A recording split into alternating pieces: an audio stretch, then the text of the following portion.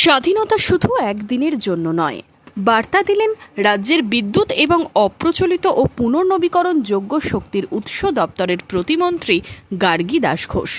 শনিবার কান্দি মহকুমা তথ্য সংস্কৃতি দপ্তরের পক্ষ থেকে স্বাধীনতা দিবসের অনুষ্ঠানে পতাকা উত্তোলন করেন মন্ত্রী গার্গী দাস ঘোষ।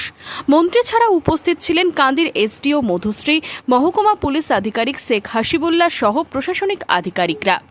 আমি বার্তা এইটাই দিতে চাই যে স্বাধীনতা দিবস শুধু একটা দিনের নয়, আমরা বহু আত্মবলিদানের ফলস্বরূপ আমরা স্বাধীনতা পেয়েছি।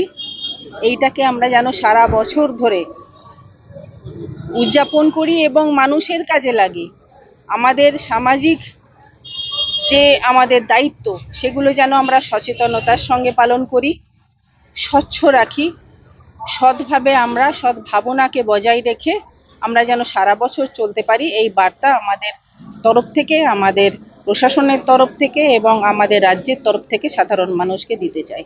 এদিন অনুষ্ঠানে স্বাধীনতা সংগ্রামী পরিবারের সদস্যদের সম্মান জানানো হয়, পাশাপাশি সাংস্কৃতিক প্রতিযোগিতায় অংশগ্রহণ করে ছাত্রছাত্রীরা। স্থানাধিকারী পড়ুয়াদের পুরস্কৃত করা হয়। Bureau report, Madhyabanga news.